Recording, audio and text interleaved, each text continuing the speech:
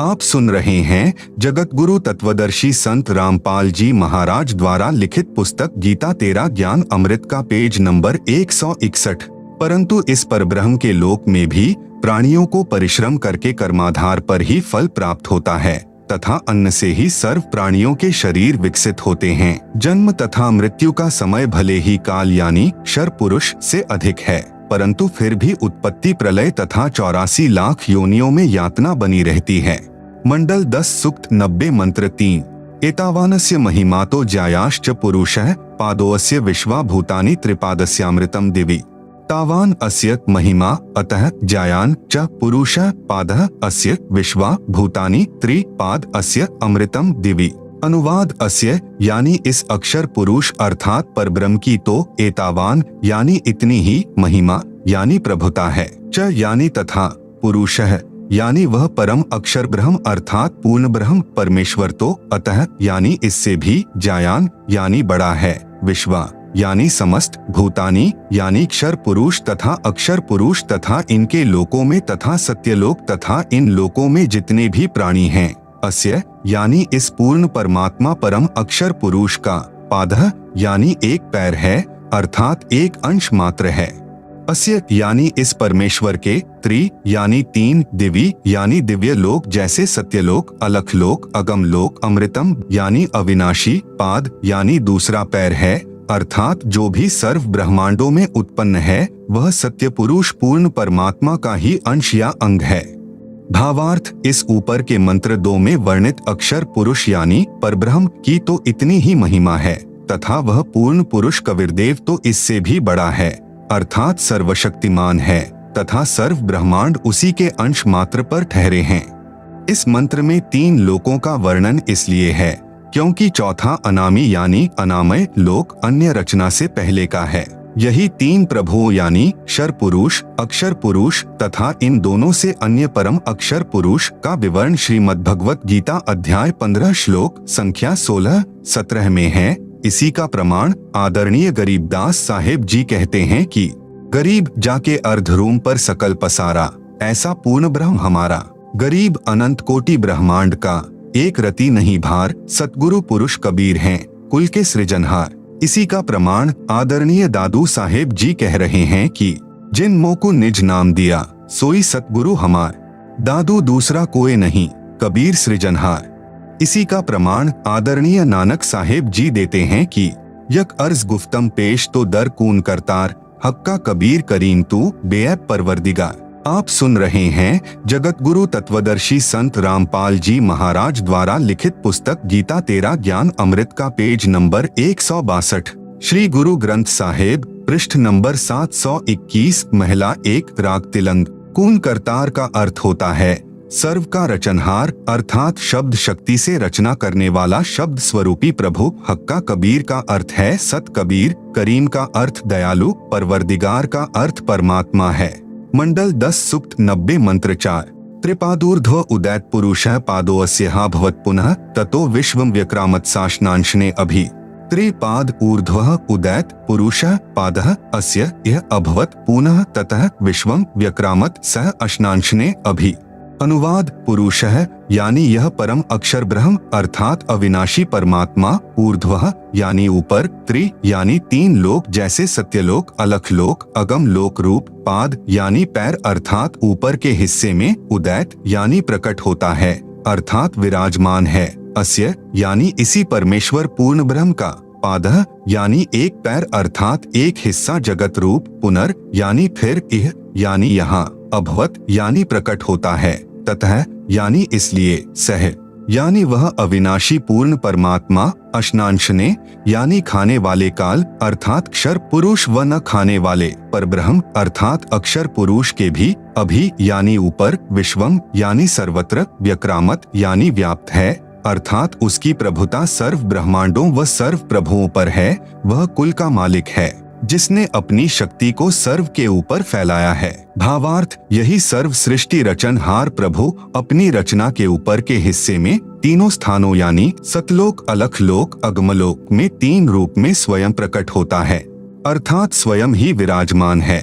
यहाँ अनामी लोक का वर्णन इसलिए नहीं किया क्योंकि अनामी लोक में कोई रचना नहीं है तथा अकह यानी अनामय लोक शेष रचना से पूर्व का है। फिर कहा है कि उसी परमात्मा के सत्यलोक से बिछुड़कर नीचे के ब्रह्म व परब्रह्म के लोक उत्पन्न होते हैं और वह पूर्ण परमात्मा खाने वाले ब्रह्म अर्थात काल से, क्योंकि ब्रह्म काल विराट श्रापवश 1,00,000 मानव शरीरधारी प्राणियों को खाता है तथा न खाने वाले परब्रह्म अर्थात अक्षर पुरुष से यानी परब्रह्म प्राणियों को खाता नहीं, परंतु जन्म मृत्यु कर्मदंड ज्यों का त्यों बना रहता है, भी ऊपर सर्वत्र व्याप्त है अर्थात इस पूर्ण परमात्मा की प्रभुता सर्व के ऊपर है। कबीर परमेश्वर ही कुल का मालिक है, जिसने अपनी शक्ति को सर्व के ऊपर फैलाया है, जैसे सूर्य अपने प्रकाश को सर्व के ऊपर फैलाकर प्रभावित करता है, ऐसे पूर्ण परमात्मा ने अपनी शक्ति रूपी रेंज यानी क्षमता को सर्व ब्रह्मांडों को नियंत्रित रखने के लिए छोड़ा हुआ है।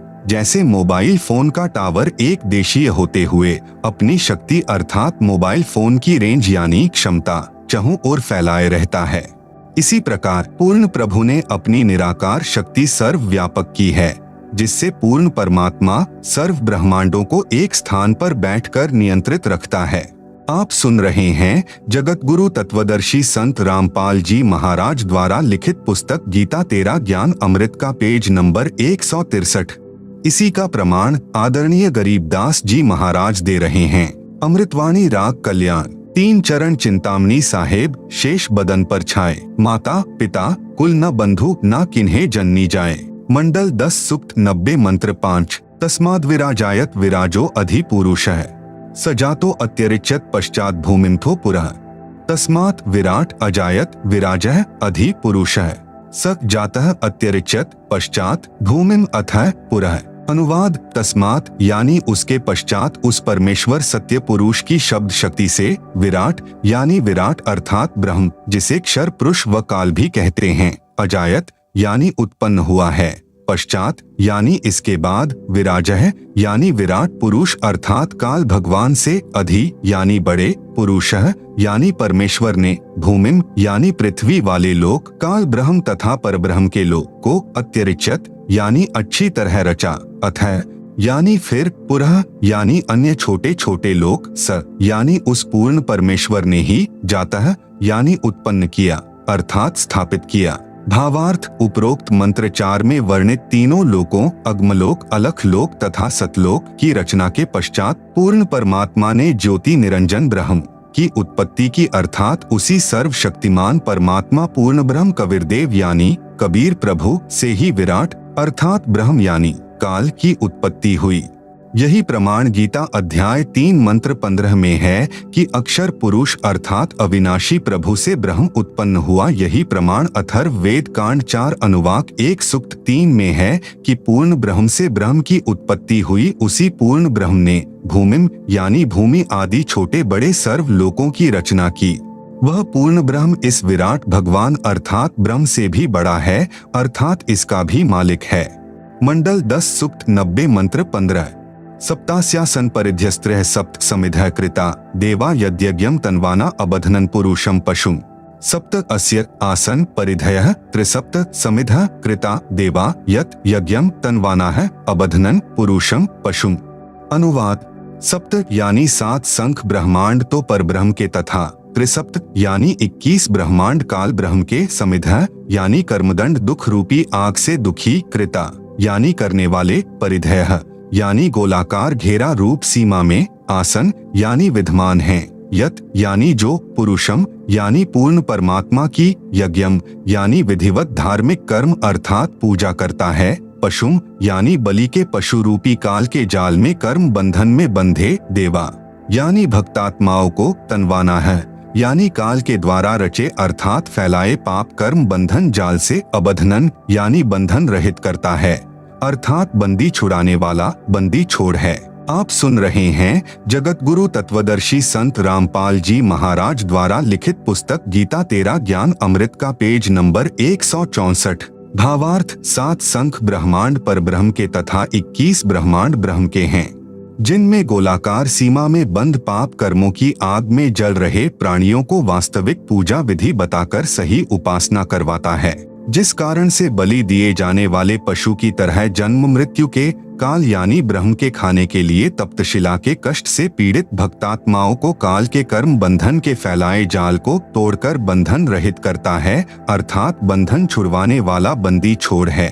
इसी का प्रमाण पवित्र यजुर्वेद अध्याय 5 मंत्र 32 में है कि कविरंघारिसी, कविर यानी कबीर परमेश्वर, अंग यानी पाप का, अरि यानी शत्रु, असी यानी है, अर्थात पाप विनाशक कबीर है।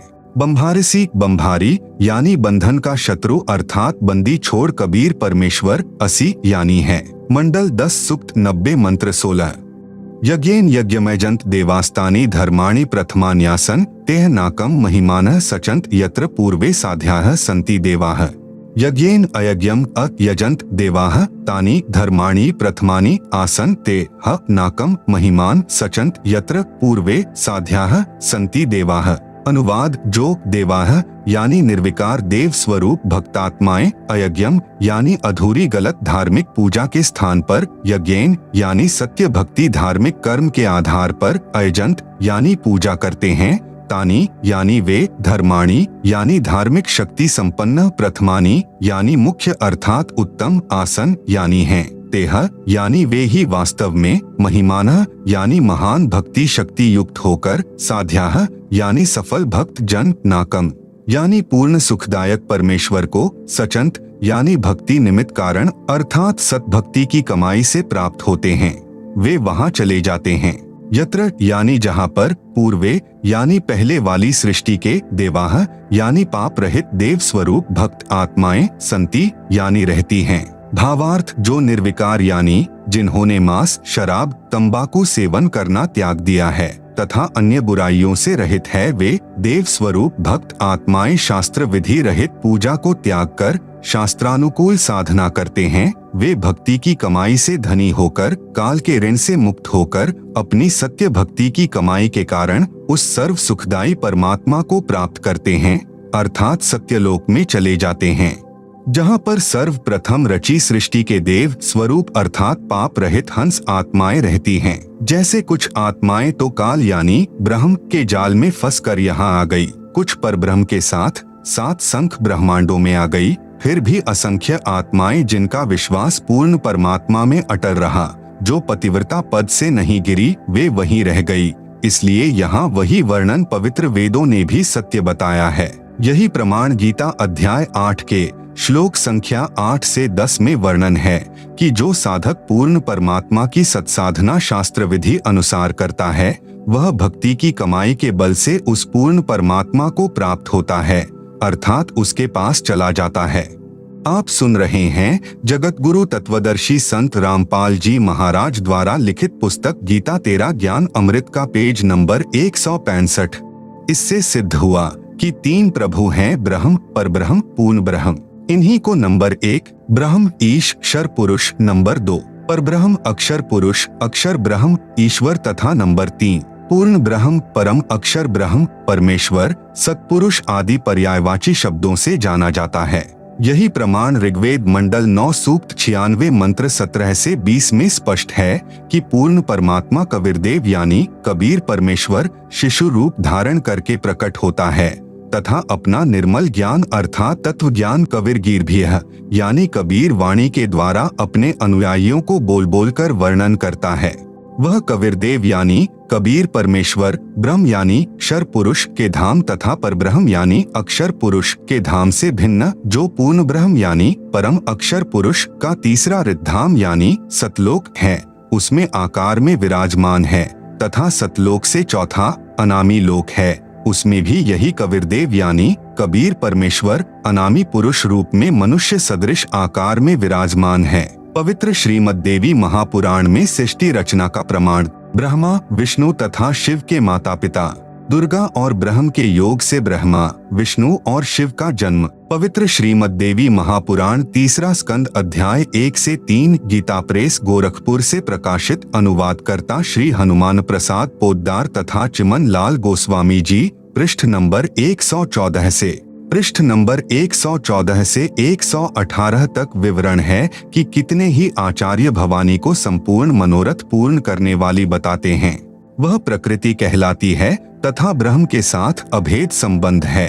जैसे पत्नी को अर्धांगिनी भी कहते हैं, अर्थात दुर्गा ब्रह्म यानी काल की पत्नी है। एक ब्रह्मांड की सृष्टि रचना के विषय में राजा श्री परीक्षित के पूछने पर श्री व्यास जी ने बताया कि मैंने श्री नारद जी से पूछा था कि हे देवर्षे, इस ब्रह्मांड की रचना कैसे हुई। मेरे इस प्रश्न के उत्तर में श्री नारद जी ने कहा कि मैंने अपने पिता श्री ब्रह्मा जी से पूछा था कि हे पिताश्री, इस ब्रह्मांड की रचना आपने की या श्री विष्णु जी इसके रचयिता हैं या शिव जी ने रचा है, सच सच बताने की कृपा करें। तब मेरे पूज्य पिता श्री ब्रह्मा जी ने बताया कि बेटा नारद, मैंने अपने आप को कमल के फूल पर बैठा पाया था। मुझे नहीं मालूम इस अगाध जल में मैं कहां से उत्पन्न हो गया। 1000 वर्ष तक पृथ्वी का अन्वेषण करता रहा, कहीं जल का उरछोर नहीं पाया। फिर आकाशवाणी हुई कि तप करो। 1000 वर्ष तक तप किया, फिर से सृष्टि करने की आकाशवाणी हुई। इतने में मधु और कैटभ नाम के 2 राक्षस आए।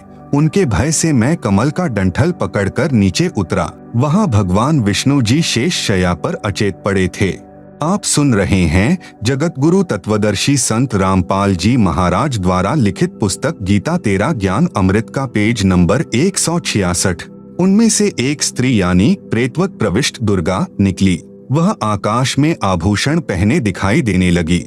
तब भगवान विष्णु होश में आए। अब मैं तथा विष्णु जी 2 थे। इतने में भगवान शंकर भी आ गए।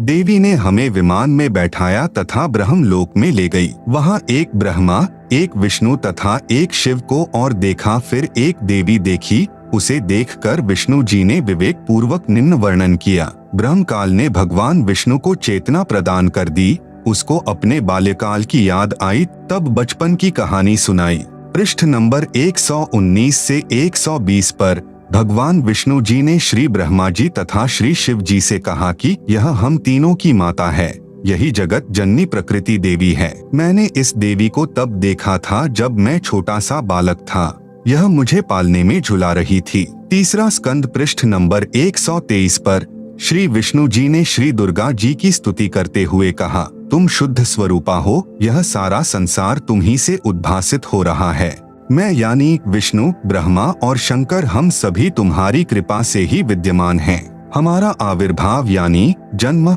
और तिरोभाव यानी मृत्यु हुआ करता है, अर्थात हम तीनों देव नाशवान हैं। केवल तुम ही नित्य यानी अविनाशी हो, जगत जननी हो, प्रकृति देवी हो। भगवान शंकर बोले, देवी यदि महाभाग विष्णु तुम ही से प्रकट यानी उत्पन्न हुए हैं, तो उनके बाद उत्पन्न होने वाले ब्रह्मा भी तुम्हारे ही बालक हुए। फिर मैं तमोगुणी लीला करने वाला शंकर क्या तुम्हारी संतान नहीं हुआ, अर्थात मुझे भी उत्पन्न करने वाली तुम ही हो। विचार करें, उपरोक्त विवरण से सिद्ध हुआ कि श्री ब्रह्मा जी, श्री विष्णु जी, श्री शिव जी नाशवान हैं, मृत्युंजय यानी अजर अमर व सर्वेश्वर नहीं हैं, तथा दुर्गा यानी प्रकृति के पुत्र हैं, तथा ब्रह्म यानी काल सदाशिव इनका पिता है। तीसरा स्कंद पृष्ठ नंबर 125 पर ब्रह्मा जी के पूछने पर कि हे माता, वेदों में जो ब्रह्म कहा है वह आप ही हैं या कोई अन्य प्रभु है? इसके उत्तर में यहाँ तो दुर्गा कह रही है कि मैं तथा ब्रह्म एक ही हैं। फिर इसी स्कंद अध्याय 6 के पृष्ठ नंबर 129 पर कहा है कि अब मेरा कार्य सिद्ध करने के लिए विमान पर बैठकर तुम लोग शीघ्र पधारो यानी जाओ। कोई कठिन कार्य उपस्थित होने पर जब तुम मुझे याद करोगे तब मैं सामने आ जाऊंगी। देवताओं मेरा यानी दुर्गा का तथा ब्रह्म का ध्यान तुम्हें सदा करते रहना चाहिए। हम दोनों का स्मरण करते रहोगे तो तुम्हारे कार्य सिद्ध होने में तनिक भी संदेह नहीं है। उपरोक्त व्याख्या से स्वसिद्ध है कि दुर्गा यानी प्रकृति तथा ब्रह्म यानी काल ही तीनों देवताओं के माता पिता हैं, तथा ब्रह्मा, विष्णु व शिव जी नाशवान हैं, वह पूर्ण शक्ति युक्त नहीं हैं। तीनों देवताओं श्री ब्रह्मा जी, श्री विष्णु जी, श्री शिव जी की शादी दुर्गा यानी प्रकृति देवी ने की। पृष्ठ नंबर 128-129 पर तीसरे स्कंद में आप सुन रहे हैं जगत गुरु तत्वदर्शी संत रामपाल जी महाराज द्वारा लिखित पुस्तक गीता तेरा ज्ञान अमृत का पेज नंबर 167। गीता अध्याय नंबर 7 का श्लोक नंबर 12। ये च एव सात्विकाः भावाः राजसाः तामसाः च ये मतः एव इति तान विद्धि न तु अहम तेषु ते मयि। अनुवाद, च यानी और एव यानी भी, ये यानी जो, सात्विकाः यानी सत्वगुण विष्णु जी से स्थिति, भावाः यानी भाव हैं, और ये यानी जो, राजसाः यानी रजोगुण ब्रह्मा जी से उत्पत्ति, च यानी तथा, तामसाः यानी तमोगुण शिव से सहार हैं, तान यानी उन सबको तू, मतः एव यानी मेरे द्वारा सुनियोजित नियमानुसार ही होने वाले हैं, इति यानी ऐसा, विद्धि यानी जान, तु यानी परंतु वास्तव में, तेषु यानी उनमें, अहम यानी मैं, और ते यानी वे, मई यानी मुझमें, न यानी नहीं है। पवित्र शिव महापुराण में सृष्टि रचना का प्रमाण, काल ब्रह्म व दुर्गा से विष्णु, ब्रह्मा व शिव की उत्पत्ति। इसी का प्रमाण पवित्र श्री शिव पुराण गीता प्रेस गोरखपुर से प्रकाशित अनुवादकर्ता श्री हनुमान प्रसाद पोद्दार, इसके अध्याय 6 रुद्र संहिता पृष्ठ नंबर 100 पर कहा है कि जो मूर्ति रहित परब्रह्म है, उसी की मूर्ति भगवान सदाशिव है। इनके शरीर से एक शक्ति निकली, वह शक्ति अंबिका, प्रकृति यानी दुर्गा, त्रिदेव जननी यानी श्री ब्रह्मा जी, श्री विष्णु जी तथा श्री शिव जी को उत्पन्न करने वाली माता कहलाई, जिसकी 8 भुजाएं हैं। वे जो सदाशिव हैं, उन्हें शिव, शंभु और महेश्वर भी कहते हैं। पृष्ठ नंबर 101 पर वे अपने सारे अंगों में भस्म रमाए रहते हैं। उन काल रूपी ब्रह्म ने एक शिवलोक नामक क्षेत्र का निर्माण किया। फिर दोनों ने पति पत्नी का व्यवहार किया, जिससे एक पुत्र उत्पन्न हुआ। उसका नाम विष्णु रखा। शिव पुराण पृष्ठ नंबर 102। फिर रुद्र संहिता अध्याय नंबर 7 पृष्ठ नंबर 103 पर ब्रह्मा जी ने कहा कि मेरी उत्पत्ति भी भगवान सदाशिव यानी ब्रह्म, काल तथा प्रकृति यानी दुर्गा के संयोग से, अर्थात पति पत्नी के व्यवहार से ही हुई। फिर मुझे बेहोश कर दिया। फिर रुद्र संहिता अध्याय नंबर 9 पृष्ठ नंबर 110 पर कहा है कि इस प्रकार ब्रह्मा, विष्णु तथा रुद्र इन तीनों देवताओं में गुण हैं, परंतु शिव यानी काल ब्रह्म गुणातीत माने गए हैं। यहाँ पर 4 सिद्ध हुए, अर्थात सदाशिव यानी काल ब्रह्म व प्रकृति यानी दुर्गा से ही ब्रह्मा, विष्णु तथा शिव उत्पन्न हुए हैं। तीनों भगवानों श्री ब्रह्मा जी, श्री विष्णु जी तथा श्री शिव जी की माता जी श्री दुर्गा जी तथा पिता जी श्री ज्योति निरंजन यानी ब्रह्म है। यही तीनों प्रभु रजगुण ब्रह्मा जी, सतगुण विष्णु जी, तमगुण शिव जी हैं। आप सुन रहे हैं जगत गुरु तत्वदर्शी संत रामपाल जी महाराज द्वारा लिखित पुस्तक गीता तेरा ज्ञान अमृत का पेज नंबर 168, पवित्र श्रीमद् भगवत गीता जी में सृष्टि रचना का प्रमाण। इसी का प्रमाण पवित्र गीता जी अध्याय 14 श्लोक 3 से 5 तक है। ब्रह्म यानी काल कह रहा है कि प्रकृति यानी दुर्गा तो मेरी पत्नी है, मैं ब्रह्म यानी काल इसका पति हूँ। हम दोनों के संयोग से सर्व प्राणियों सहित तीनों गुणों यानी रजगुण ब्रह्मा जी, सतगुण विष्णु जी, तमगुण शिव जी की उत्पत्ति हुई है। मैं यानी ब्रह्म सर्व प्राणियों का पिता हूँ तथा प्रकृति यानी दुर्गा इनकी माता है। मैं इसके उदर में बीज स्थापना करता हूँ, जिससे सर्व प्राणियों की उत्पत्ति होती है। प्रकृति यानी दुर्गा से उत्पन्न तीनों गुण यानी रजगुण ब्रह्मा, सतगुण विष्णु तथा तमगुण शिव जीव को कर्म आधार से शरीर में बांधते हैं। यही प्रमाण अध्याय 15 श्लोक 1 से 4 तथा 16, 17 में भी है। गीता अध्याय नंबर 15 का श्लोक नंबर 1, ऊर्ध्वमूलम अधःशाखम अश्वत्थम प्राहुः अव्ययम छंदांसी यस्य पर्णानि यह तम वेद सह वेदवित्।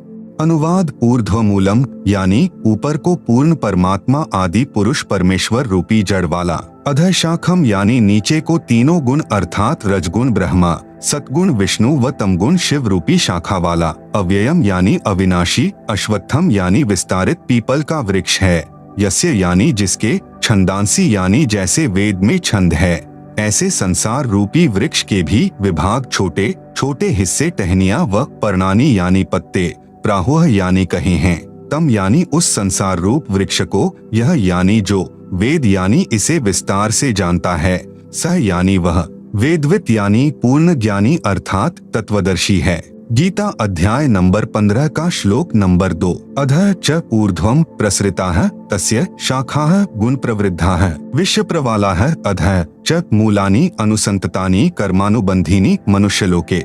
अनुवाद तस्य यानी उस वृक्ष की, अधः यानी नीचे, च यानी और, ऊर्ध्वम यानी ऊपर, गुण प्रवेद्धा है यानी तीनों गुणों ब्रह्मा, रजगुण, विष्णु, सतगुण, शिव, तमगुण रूपी, प्रसृता यानी फैली हुई, विश्व प्रवाला है यानी विकार, काम, क्रोध, मोह, लोभ, अहंकार रूपी कोपल, शाखा है यानी डाली ब्रह्मा, विष्णु, शिव, कर्मानुबंधिनी यानी जीव को कर्मों में बांधने की, मूलानी यानी जड़े अर्थात मुख्य कारण हैं, च यानी तथा, मनुष्यलोके यानी मनुष्यलोक अर्थात पृथ्वी लोक में, अधः यानी नीचे, नरक 84 लाख जूनियों में, ऊर्ध्वम यानी ऊपर स्वर्ग लोक आदि में, अनुसंततानी यानी व्यवस्थित किए हुए हैं। गीता अध्याय नंबर 15 का श्लोक नंबर 3। न रूपम अस्य इह तथा उपलभ्यते न अंतः न च आदिह न च संप्रतिष्ठा अश्वत्थम एनम सुविरूढ़मूलम असंशस्त्रेण दृढ़ेन छित्वा। अनुवाद अस्य यानी इस रचना का, न यानी नहीं, आदिह यानी शुरुआत, च यानी तथा, न यानी नहीं, अंतः यानी अंत है, न यानी नहीं, तथा यानी वैसा, रूपम यानी स्वरूप, उपलभ्यते यानी पाया जाता है, च यानी तथा, ये यानी यहाँ विचार काल में अर्थात मेरे द्वारा दिया जा रहा गीता ज्ञान में पूर्ण जानकारी मुझे भी न यानी नहीं है, संप्रतिष्ठा यानी क्योंकि सर्व ब्रह्मांडों की रचना की अच्छी तरह स्थिति का मुझे भी ज्ञान नहीं है। आप सुन रहे हैं जगत गुरु तत्वदर्शी संत रामपाल जी महाराज द्वारा लिखित पुस्तक गीता तेरा ज्ञान अमृत का पेज नंबर 169। एनम यानी इस, सुविरूढ़मूलम यानी अच्छी तरह स्थायी स्थिति वाला, अश्वत्थम यानी मजबूत स्वरूप वाले संसार रूपी वृक्ष के ज्ञान को, असंशस्त्रेण यानी पूर्ण ज्ञान रूपी, दृढ़ेन यानी दृढ़ सूक्ष्म वेद अर्थात तत्वज्ञान के द्वारा जानकर, छित्वा यानी काटकर अर्थात निरंजन की भक्ति को क्षणिक अर्थात क्षण भंगुर जानकर ब्रह्मा, विष्णु, शिव, ब्रह्म तथा परब्रह्म से भी आगे पूर्ण ब्रह्म की तलाश करनी चाहिए। गीता अध्याय नंबर 15 का श्लोक नंबर 4। ततः पदम तत् परिमार्गितव्यम यस्मिन् गताः न निवर्तन्ति भूयः तम एक च आद्यम पुरुषम प्रपद्ये यतः प्रवृत्तियः प्रसृता पुराणी। अनुवाद जब तत्वदर्शी संत मिल जाए, ततः यानी इसके पश्चात, तत् यानी उस परमात्मा के, पदम यानी पद स्थान अर्थात सतलोक को, परिमार्गितव्यम यानी भली भांति खोजना चाहिए, यस्मिन यानी जिसमें, गताह यानी गए हुए साधक, भूयः यानी फिर, न निवर्तन्ति यानी लौटकर संसार में नहीं आते, च यानी और, यतः यानी जिस परमात्मा परम अक्षर ब्रह्म से, पुराणी यानी आदि, प्रवृत्तिः यानी रचना, सृष्टि, प्रसृता यानी उत्पन्न हुई है, तम यानी अज्ञात, आधम यानी आदि यम अर्थात मैं काल निरंजन, पुरुषम यानी पूर्ण परमात्मा की, एव यानी ही, प्रपद्ये यानी मैं शरण में हूँ तथा उसी की पूजा करता हूँ। गीता अध्याय नंबर 15 का श्लोक नंबर 16। द्वौ इमौ पुरुषौ लोके क्षरः च अक्षरः एव च क्षरः सर्वाणि भूतानि कूटस्थः अक्षरः उच्यते। अनुवाद लोके यानी इस संसार में, द्वौ यानी दो प्रकार के, क्षरः यानी नाशवान, च यानी और, अक्षरः यानी अविनाशी, पुरुषौ यानी भगवान हैं, एव यानी इसी प्रकार, इमौ यानी इन दोनों प्रभुओं के लोकों में, सर्वाणी यानी संपूर्ण, भूतानि यानी प्राणियों के शरीर तो, क्षरः यानी नाशवान, च यानी और, कूटस्थ यानी जीवात्मा, अक्षरः यानी अविनाशी, उच्यते यानी कहा जाता है। गीता अध्याय नंबर 15 का श्लोक नंबर 17। उत्तमः पुरुषः तु अन्यः परमात्मा इति उदाहृतः यह लोकत्रयम् आविश्य बिभर्ति अव्ययः ईश्वरः। अनुवाद उत्तमः यानी उत्तम, पुरुषः यानी प्रभु, तु यानी तो, अन्य यानी उपरोक्त दोनों प्रभु, क्षर पुरुष तथा अक्षर पुरुष से भी अन्य ही है, इति यानी यह वास्तव में, परमात्मा यानी परमात्मा, उदाहृतः यानी कहा गया है, यह यानी जो, लोकत्रयम यानी तीनों लोकों में, आविश्य यानी प्रवेश करके, बिभर्ति यानी सबका धारण पोषण करता है, एवं अव्ययः यानी अविनाशी, ईश्वरः यानी ईश्वर, प्रभुओं में श्रेष्ठ अर्थात समर्थ प्रभु है। आप सुन रहे हैं जगत गुरु तत्वदर्शी संत रामपाल जी महाराज द्वारा लिखित पुस्तक गीता तेरा ज्ञान अमृत का पेज नंबर 170। भावार्थ, गीता ज्ञान दाता प्रभु ने केवल इतना ही बताया है कि यह संसार उल्टे लटके वृक्ष तुल्य जानो, ऊपर जड़े मूल यानी तो पूर्ण परमात्मा है, नीचे टहनियां आदि अन्य हिस्से जानो। इस संसार रूपी वृक्ष के प्रत्येक भाग का भिन्न भिन्न विवरण जो संत जानता है वह तत्वदर्शी संत है, जिसके विषय में गीता अध्याय 4 श्लोक नंबर 34 में कहा है। गीता अध्याय 15 श्लोक नंबर 2-3 में केवल इतना ही बताया है कि 3 गुण रूपी शाखा हैं। यहाँ विचार काल में अर्थात गीता में आपको मैं यानी गीता ज्ञान दाता पूर्ण जानकारी नहीं दे सकता, क्योंकि मुझे इस संसार की रचना के आदि व अंत का ज्ञान नहीं है। उसके लिए गीता अध्याय 4 श्लोक नंबर 34 में कहा है कि किसी तत्वदर्शी संत से उस पूर्ण परमात्मा का ज्ञान जानो। इस गीता अध्याय 15 श्लोक 1 में उस तत्वदर्शी संत की पहचान बताई है कि वह संसार रूपी वृक्ष के प्रत्येक भाग का ज्ञान कराएगा, उसी से पूछो। गीता अध्याय 15 के श्लोक 4 में कहा है कि उस तत्वदर्शी संत के मिल जाने के पश्चात उस परमपद परमेश्वर की खोज करनी चाहिए, अर्थात उस तत्वदर्शी संत के बताए अनुसार साधना करनी चाहिए, जिससे पूर्ण मोक्ष यानी अनादि मोक्ष प्राप्त होता है। गीता अध्याय 15 श्लोक 16-17 में स्पष्ट किया है कि 3 प्रभु हैं, एक क्षर पुरुष यानी ब्रह्म, दूसरा अक्षर पुरुष यानी परब्रह्म, तीसरा परम अक्षर पुरुष यानी पूर्ण ब्रह्म। क्षर पुरुष तथा अक्षर पुरुष वास्तव में अविनाशी नहीं हैं। वह अविनाशी परमात्मा तो इन दोनों से अन्य ही है। वही तीनों लोकों में प्रवेश करके सर्व का धारण पोषण करता है। उपरोक्त श्रीमद् भगवत गीता अध्याय 15 श्लोक 1 से 4 तथा 16-17 में यह प्रमाणित हुआ कि उल्टे लटे हुए संसार रूपी वृक्ष की मूल अर्थात जड़ तो परम अक्षर ब्रह्म अर्थात पूर्ण ब्रह्म है, जिससे पूर्ण वृक्ष का पालन होता है, तथा वृक्ष का जो हिस्सा पृथ्वी के तुरंत बाहर जमीन के साथ दिखाई देता है वह तना होता है, उसे अक्षर पुरुष अर्थात परब्रह्म जानो। उस तने से ऊपर चलकर अन्य मोटी डार निकलती है, उनमें से एक डार को ब्रह्म अर्थात क्षर पुरुष जानो, तथा उसी डार से अन्य 3 शाखाएं निकलती हैं, उन्हें ब्रह्मा, विष्णु तथा शिव जानो, तथा शाखाओं से आगे पत्ते रूप में सांसारिक प्राणी जानो। उपरोक्त गीता अध्याय 15 श्लोक 16-17 में स्पष्ट है कि क्षर पुरुष यानी ब्रह्म तथा अक्षर पुरुष यानी परब्रह्म तथा इन दोनों के लोकों में जितने प्राणी हैं उनके स्थूल शरीर तो नाशवान हैं तथा जीवात्मा अविनाशी है, अर्थात उपरोक्त दोनों प्रभु व इनके अंतर्गत सर्व प्राणी नाशवान हैं। भले ही अक्षर पुरुष यानी परब्रह्म को अविनाशी कहा है, परंतु वास्तव में अविनाशी परमात्मा तो इन दोनों से अन्य है। वह तीनों लोकों में प्रवेश करके सबका पालन पोषण करता है। उपरोक्त विवरण में 3 प्रभुओं का भिन्न भिन्न विवरण दिया है।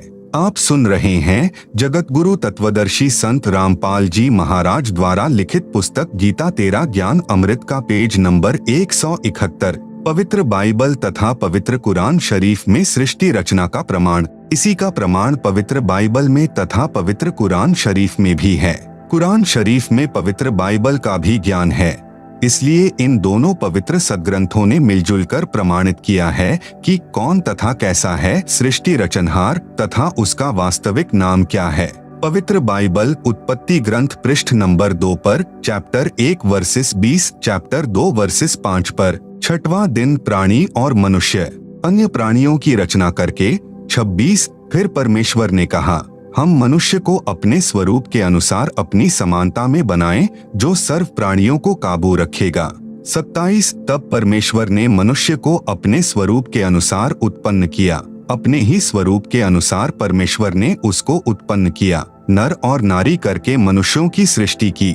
29 प्रभु ने मनुष्यों के खाने के लिए जितने बीज वाले छोटे पेड़ तथा जितने पेड़ों में बीज वाले फल होते हैं वे भोजन के लिए प्रदान किए हैं, मांस खाना नहीं कहा है। 7वां दिन विश्राम का दिन, परमेश्वर ने 6 दिन में सर्व सृष्टि की उत्पत्ति की तथा 7वें दिन विश्राम किया। पवित्र बाइबल ने सिद्ध कर दिया कि परमात्मा मानव सदृश शरीर में है, जिसने 6 दिन में सर्व सृष्टि की रचना की तथा फिर विश्राम किया। पवित्र कुरान शरीफ सूरत फुरकानी 25 आयत नंबर 52, 58, 59, आयत 52 फला तुतियल काफिरन व जहिदहुम बिही जिहादन कबीरा यानी कबीरन।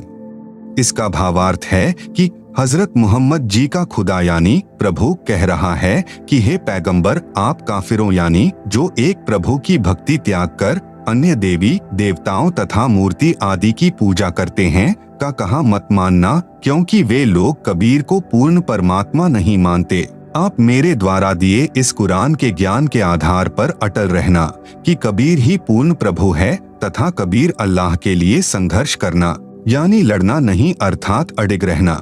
आयत 58 व तवक्कल अलल हरूल्लजीला यमूतु व सब्बिह बिहम्दिही व कफा बिही बिजुनूबी इबादिही खबीरा यानी कबीरा।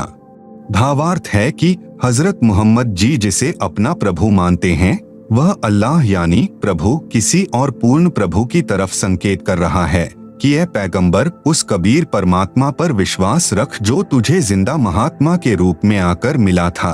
वह कभी मरने वाला नहीं है अर्थात वास्तव में अविनाशी है। तारीफ के साथ उसकी पाकी यानी पवित्र महिमा का गुणगान किए जा। वह कबीर अल्लाह यानी कबीरदेव पूजा के योग्य है तथा अपने उपासकों के सर्व पापों को विनाश करने वाला है।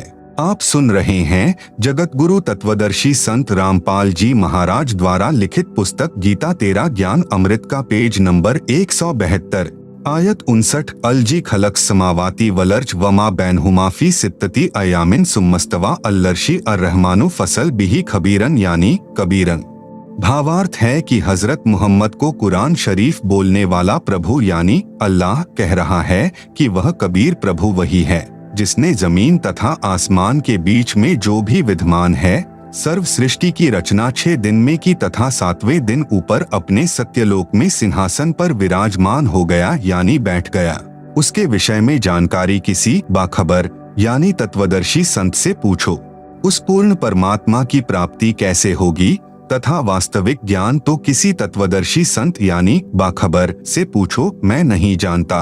उपरोक्त दोनों पवित्र धर्मों यानी ईसाई तथा मुसलमान के पवित्र शास्त्रों ने भी मिलजुल कर प्रमाणित कर दिया कि सर्व सृष्टि रचनहार, सर्व पाप विनाशक, सर्व शक्तिमान अविनाशी परमात्मा मानव सदृश शरीर में आकार में है तथा सत्यलोक में रहता है। उसका नाम कबीर है। उसी को अल्लाहु अकबिरू भी कहते हैं। आदरणीय धर्मदास जी ने पूज्य कबीर प्रभु से पूछा कि हे सर्वशक्तिमान, आज तक यह तत्व ज्ञान किसी ने नहीं बताया, वेदों के मर्मज्ञ ज्ञानियों ने भी नहीं बताया। इससे सिद्ध है कि चारों पवित्र वेद तथा चारों पवित्र कतेब यानी कुरान शरीफ आदि झूठे हैं। पूर्ण परमात्मा ने कहा, कबीर वेद कतेब झूठे नहीं भाई, झूठे हैं जो समझे नहीं। भावार्थ है कि चारों पवित्र वेद ऋग्वेद, अथर्ववेद, यजुर्वेद, सामवेद तथा पवित्र चारों कतेब कुरान शरीफ, जबूर, तौरात, इंजिल गलत नहीं हैं, परंतु जो इनको नहीं समझ पाए वे नादान हैं। पूज्य कबीर परमेश्वर यानी कबीर देव जी की अमृतवाणी में सृष्टि रचना विशेष निम्न अमृतवाणी सन 1403 से, जब पूज्य कबीरदेव कबीर परमेश्वर लीलामय शरीर में 5 वर्ष के हुए, सन 1518 जब कबीरदेव यानी कबीर परमेश्वर मगहर स्थान से सशरीर सतलोक गए, के बीच में लगभग 600 वर्ष पूर्व परम पूज्य कबीर परमेश्वर यानी कबीरदेव जी द्वारा अपने निजी सेवक यानी दास भक्त आदरणीय धर्मदास साहेब जी को सुनाई थी तथा धनी धर्मदास साहेब जी ने लिपिबद्ध की थी। परंतु उस समय के पवित्र हिंदुओं तथा पवित्र मुसलमानों के नादान गुरुओं यानी नीमह की मोक ने कहा कि यह धानक यानी जुलाहा कबीर झूठा है। किसी भी सदग्रंथ में श्री ब्रह्मा जी, श्री विष्णु जी तथा श्री शिव जी के माता पिता का नाम नहीं है। ये तीनों प्रभु अविनाशी हैं, इनका जन्म मृत्यु नहीं होता। आप सुन रहे हैं जगत गुरु तत्वदर्शी संत रामपाल जी महाराज द्वारा लिखित पुस्तक गीता तेरा ज्ञान अमृत का पेज नंबर 173। नहीं पवित्र वेदों व पवित्र कुरान शरीफ आदि में कबीर परमेश्वर का प्रमाण है तथा परमात्मा को निराकार लिखा है। हम प्रतिदिन पढ़ते हैं। भोली आत्माओं ने उन विचक्षणों यानी चतुर गुरुओं पर विश्वास कर लिया कि सचमुच यह कबीर धानक तो अशिक्षित है तथा गुरु जी शिक्षित हैं, सत्य कह रहे होंगे। आज वही सच्चाई प्रकाश में आ रही है तथा अपने सर्व पवित्र धर्मों के पवित्र सदग्रंथ साक्षी हैं। इससे सिद्ध है कि पूर्ण परमेश्वर सर्व सृष्टि रचनहार, कुल करतार तथा सर्वज्ञ कबीरदेव यानी कबीर परमेश्वर ही है, जो काशी बनारस में कमल के फूल पर प्रकट हुए तथा 120 वर्ष तक वास्तविक तेजोमय शरीर के ऊपर मानव सदृश शरीर हल्के तेज का बनाकर रहे। तथा अपने द्वारा रची सृष्टि का ठीक ठीक यानी वास्तविक तत्व ज्ञान देकर सहशरीर सतलोक चले गए। कृपा पाठक पढ़ें निम्न अमृतवाणी परमेश्वर कबीर साहेब जी द्वारा उच्चारित। धर्मदास यह जग बौराना, कोई न जाने पद निर्वाणा। यही कारण मैं कथा पसारा, जग से कहियो राम नियारा। यही ज्ञान जग जीव सुनाओ, सब जीवों का भरम नशाओ। अब मैं तुमसे कहूँ चिताई, त्रैदेवन की उत्पत्ति भाई। कुछ संक्षेप कहो गुहराई, सब संशय तुम्हारे मिट जाई। भरम गए जग वेद पुराना, आदि राम का भेद न जाना। राम राम सब जगत बखाने, आदि राम कोई बिरला जाने। ज्ञानी सुने सो हृदय लगाई, मूर्ख सुने सो गमय ना पाई। माँ अष्टंगी पिता निरंजन, वे जम दारुण वंशन अंजन। पहिले कीन्ह निरंजन राई, पीछे से माया उपजाई। माया रूप देख अति शोभा, देव निरंजन तन मन लोभा। कामदेव धर्मराय सताए, देवी को तुरत ही धर खाए। पेट से देवी करी पुकारा, हे साहेब मेरा करो उबारा। टेर सुनी तब हम तहाँ आए, अष्टंगी को बंद छुड़ाए। सतलोक में कीन्हा दुराचारी, काल निरंजन दिन्हा निकारी। माया समेत दिया भगाई, 16 शंख कोस दूरी पर आई। अष्टंगी और काल अब दोई, मंद कर्म से गए बिगोई। धर्मराय को हिकमत कीन्हा, नख रेखा से भग कर लीन्हा। धर्मराय किन्हा भोग विलासा, माया को रही तब आसा। 3 पुत्र अष्टंगी जाए, ब्रह्मा विष्णु शिव नाम धराए। 3 देव विस्तार चलाए, इनमें यह जग धोखा खाए। पुरुष गमय कैसे को पावे, काल निरंजन जग भरमावे। 3 लोक अपने सुत दीन्हा, सुन्न निरंजन बासा लीन्हा। अलख निरंजन सुन्न ठिकाना, ब्रह्मा विष्णु शिव भेद न जाना। आप सुन रहे हैं जगत गुरु तत्वदर्शी संत रामपाल जी महाराज द्वारा लिखित पुस्तक गीता तेरा ज्ञान अमृत का पेज नंबर 174। 3 देव सो उनको धावे, निरंजन का व्यापार ना पावे। अलख निरंजन बड़ा बटपारा, 3 लोक जीव की न आहारा। ब्रह्मा विष्णु शिव नहीं बचाए, सकल खाए पुन धूर उड़ाए। तिनके सुत हैं तीनों देवा, आंधर जीव करत हैं सेवा। अकाल पुरुष काहू नहीं चीन्हा, काल पाए सभी गहलीन्हा। ब्रह्म काल सकल जग जाने, आदि ब्रह्म को ना पहचाने। तीनों देव और अवतारा, ताको भजे सकल संसारा। तीनों गुण का यह विस्तारा, धर्मदास मैं कहूँ पुकारा।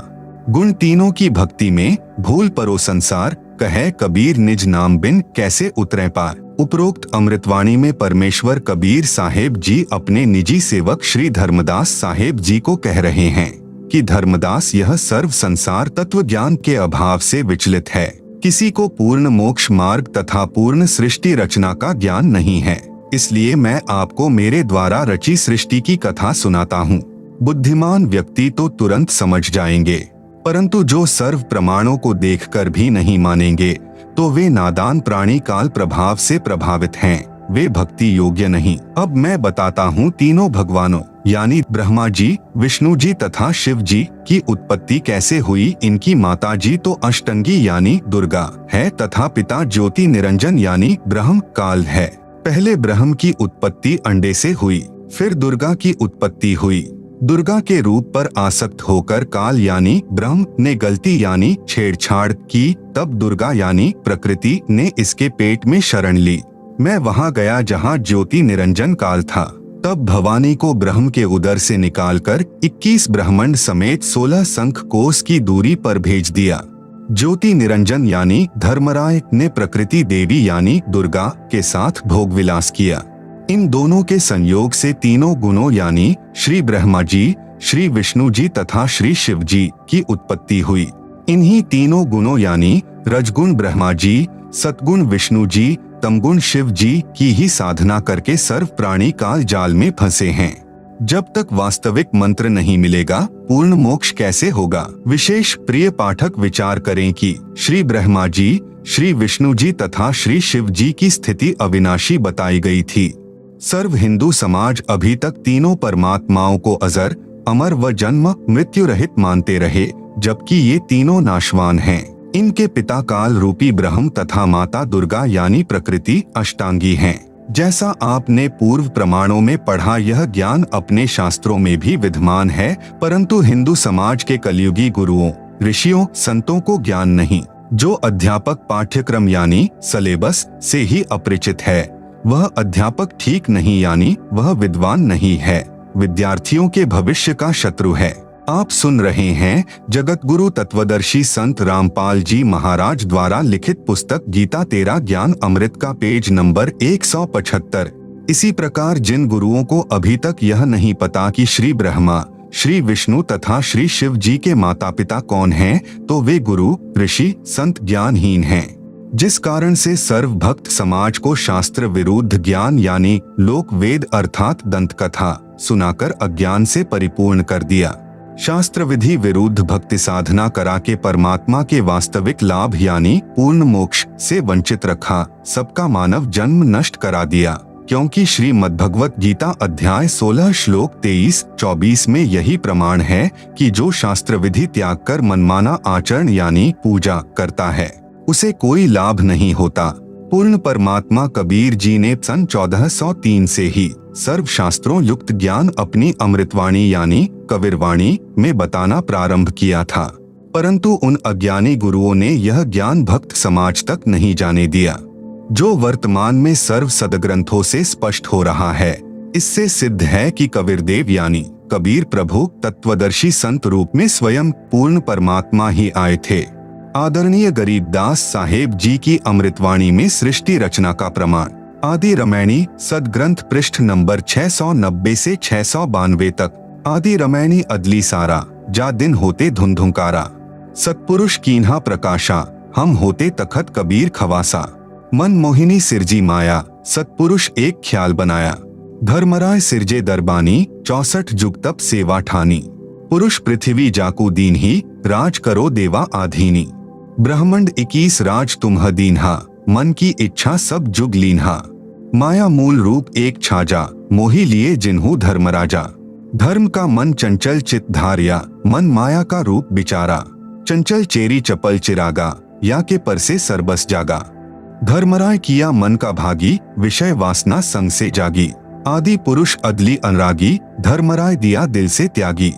पुरुष लोक से दिया ढहा ही, अगम दीप चली आए भाई। सहज दास जिस दीप रहनता, कारण कौन कौन कुलपंथा।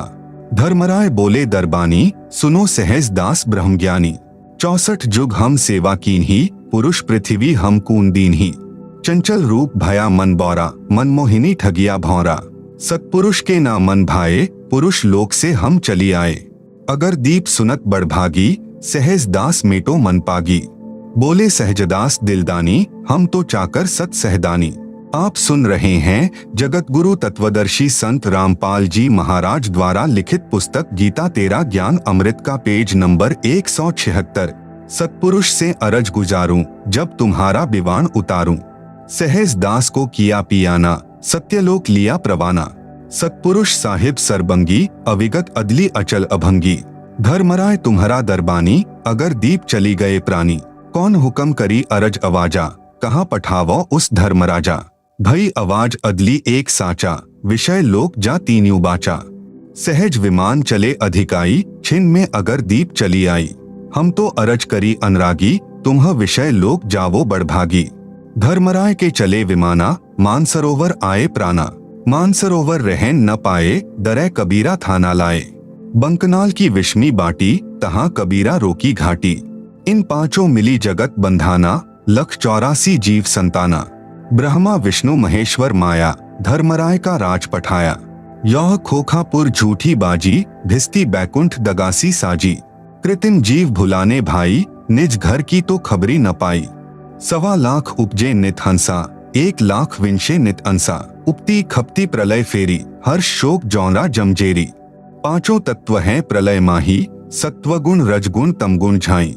8 अंग मिली है माया, पिंड ब्रह्मंड सकल भरमाया। या में सुरती शब्द की डोरी, पिंड ब्रह्मंड लगी है खोरी। श्वासा पारस मन गह राखो, खोल ही कपाट अमीरस चाखो। सुनाओ हंस शब्द सुंदासा, अगम दीप है अग है बासा। भवसागर जमदंड जमाना, धर्मराय का है तलबाना। पांचों ऊपर पद की नगरी, बाट बिहंगम बंकी डगरी। हमरा धर्मराय सो दावा, भवसागर में जीव भरमावा। हम तो कहें अगम की बानी, जहाँ अविगत अदली आप बिनानी। बंदी छोड़ हमारा नामम, अजर अमर है अस्थिर ठामम। जुगन जुगन हम कहते आए, जम जौरा से हंस छुटाए। जो कोई माने शब्द हमारा, भवसागर नहीं भर में धारा। या में सुरती शब्द का लेखा, तन अंदर मन कहो कीन्ही देखा।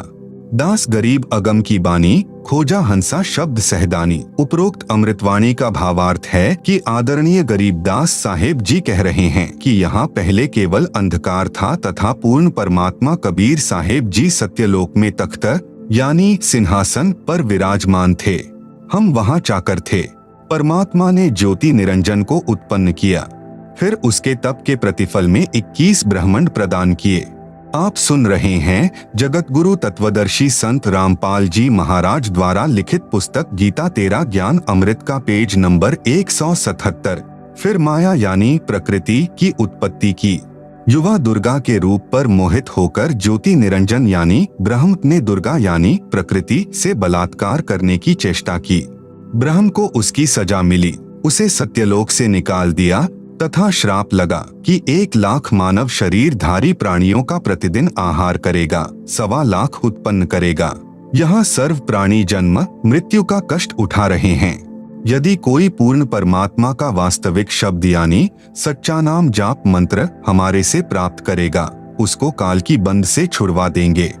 हमारा बंदी छोड़ नाम है। आदरणीय गरीबदास जी अपने गुरु व प्रभु कबीर परमात्मा के आधार पर कह रहे हैं कि सच्चे मंत्र अर्थात सत्य नाम व सार शब्द की प्राप्ति कर लो, पूर्ण मोक्ष हो जाएगा। नहीं तो नकली नाम दाता संतों व महंतों की मीठी मीठी बातों में फंसकर शास्त्र विधि रहित साधना करके काल जाल में रह जाओगे, फिर कष्ट पर कष्ट उठाओगे। गरीबदास जी महाराज की वाणी, सतग्रंथ साहिब पृष्ठ नंबर 690 से सहाभार। माया आदि निरंजन भाई, अपने जाए आपे खाई, ब्रह्मा विष्णु महेश्वर चेला, ओम सोहम का है खेला। शिखर शून्य में धर्म अन्यायी, जिन शक्ति डायन महल पठाई, लाख ग्रासे नित उठी दूती, माया आदि तख्त की कूती। 1.25 लाख घड़िए नित भांडे, हंसा उत्पत्ति प्रलय डांडे, ये तीनों चेला बटपारी, सिरजे पुरुषा सिरजी नारी। खोखापुर में जीव भुलाए, स्वप्ना बहिष्ट बैकुंठ बनाए, यह हरहट का कुआ लोई, या गल बंध्या है सब कोई। कीड़ी कुंजर और अवतारा, हरहट डोरी बंधे कई बारा, अरब अलिल इंद्र हैं भाई, हरहट डोरी बंधे सब आई। शेष महेश गणेश्वर ताही, हरहट डोरी बंधे सब आही। शुक्रादिक ब्रह्मादिक देवा, हरहट डोरी बंधे सब खेवा। कोटिक करता फिरता देखा, हरहट डोरी कहू सुन लेखा। चतुर्भुजी भगवान कहावे, हरहट डोरी बंधे सब आवे, योह है खोखापुर का कुआ, या में पड़ा सो निश्चय मुआ। ज्योति निरंजन यानी कालबली के वश होकर के ये तीनों देवता रजगुण ब्रह्मा, सतगुण विष्णु, तमगुण शिव अपनी महिमा दिखाकर जीवों को स्वर्ग नरक तथा भवसागर में यानी 184 योनियों में भटकाते रहते हैं। ज्योति निरंजन अपनी माया से नागिनी की तरह जीवों को पैदा करते हैं और फिर मार देते हैं, जिस प्रकार उसको नागिनी खा जाती है। फन मारते समय कई अंडे फूट जाते हैं क्योंकि नागिनी के काफी अंडे होते हैं। आप सुन रहे हैं जगत गुरु तत्वदर्शी संत रामपाल जी महाराज द्वारा लिखित पुस्तक गीता तेरा ज्ञान अमृत का पेज नंबर 178। जो अंडे फूटते हैं उनमें से बच्चे निकलते हैं। यदि कोई बच्चा नागिनी अपनी दुम से अंडों के चारों ओर कुंडली बनाती है, फिर उन अंडों पर अपना फन मारती है, जिससे अंडा फूट जाता है, उसमें से बच्चा निकल जाता है। कुंडली यानी सरपनी की दुम का घेरा से बाहर निकल जाता है तो वह बच्चा बच जाता है, नहीं तो कुंडली में वह यानी नागिनी छोड़ती नहीं। जितने बच्चे उस कुंडली के अंदर होते हैं उन सबको खा जाती है। माया काली नागिनी अपने जाए खात, कुंडली में छोड़े नहीं, 100 बातों की बात। इसी प्रकार यह कालबली का जाल है।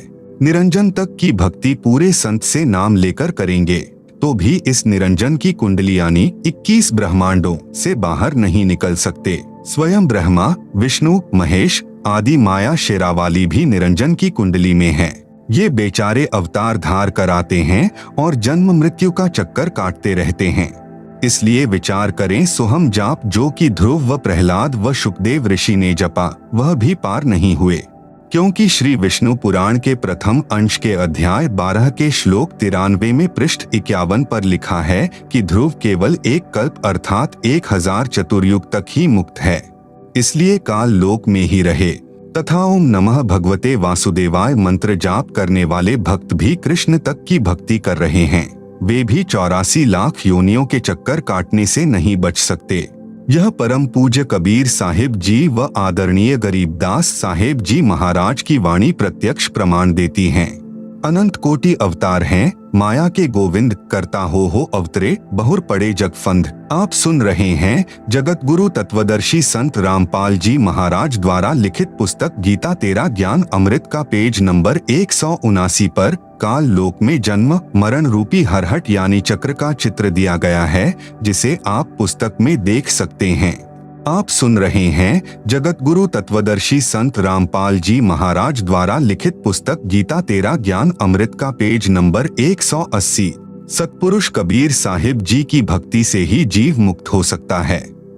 जब तक जीव सतलोक में वापस नहीं चला जाएगा, तब तक काल लोक में इसी तरह कर्म करेगा और की हुई नाम व दान धर्म की कमाई स्वर्ग रूपी होटलों में समाप्त करके वापस कर्म आधार से 84 लाख प्रकार के प्राणियों के शरीर में कष्ट उठाने वाले काल लोक में चक्कर काटता रहेगा। माया यानी दुर्गा से उत्पन्न होकर करोड़ों गोविंद यानी ब्रह्मा विष्णु शिव मर चुके हैं। भगवान का अवतार बनकर आए थे, फिर कर्म बंधन में बंधकर कर्मों को भोगकर 84 लाख योनियों में चले गए। जैसे भगवान विष्णु जी को देवर्षि नारद का श्राप लगा, वे श्री रामचंद्र रूप में अयोध्या में आए, फिर श्री राम जी रूप में बाली का वध किया था। उस कर्म का दंड भोगने के लिए श्री कृष्ण जी का जन्म हुआ। फिर बाली वाली आत्मा शिकारी बना तथा अपना प्रतिशोध लिया। श्री कृष्ण जी के पैर में विषाक्त तीर मारकर वध किया। महाराज गरीबदास जी अपनी वाणी में कहते हैं, ब्रह्मा विष्णु महेश्वर माया और धर्मराय कहिए, इन पांचों मिल परपंच बनाया, वाणी हमरी लहिए। इन पांचों मिल जीव अटकाए, जुगन जुगन हम आन छुटाए, बंदी छोड़ हमारा नामम, अजर अमर है अस्थिर ठामम। पीर पैगंबर कुतुब औलिया, सुर नर मुनिजन ज्ञानी, येता को तो राह न पाया, जम के बंधे प्राणी। धर्मराय की धूमाधामी, जम पर जंग चलाऊं, जोरा को तो जान न दूंगा, बांध अदल घर ल्याऊं। काल अकाल दोहो को मोसू, महाकाल सिर मूडू, मैं तो तख्त हजूरी हुक्मी, चोर खोज कून ढूंढू। मूला माया मग में बैठी, हंसा चुन चुन खाई, ज्योति स्वरूपी भया निरंजन, मैं ही करता भाई। संहस 88 दीप मुनीश्वर, बंधे मुला डोरी, ऐत्या में जम का तलबाना, चलिए पुरुष किशोरी। मूला का तो माथा दागू, सत की मोहर करूंगा, पुरुष दीप कून हंस चलाऊं, डरा न रोकन दूंगा। हम तो बंदी छोड़ कहावा, धर्मराय है चकवे, सतलोक की सकल सुनावा, वाणी हमरी अखवे। 9 लख पटट न ऊपर खेलूं, सादरे कून रोकू, 12 कोटि कटक सब काटू, हंस पठाऊ मोखू। 14 भुवन गमन है मेरा, जल थल में सरबंगी, खालिक खलक खलक में खालिक, अविगत अचल अभंगी। अगर अलील चक्र है मेरा, जित से हम चलाए, पांचों पर प्रवाना मेरा, बंधी छुटा बंधाए।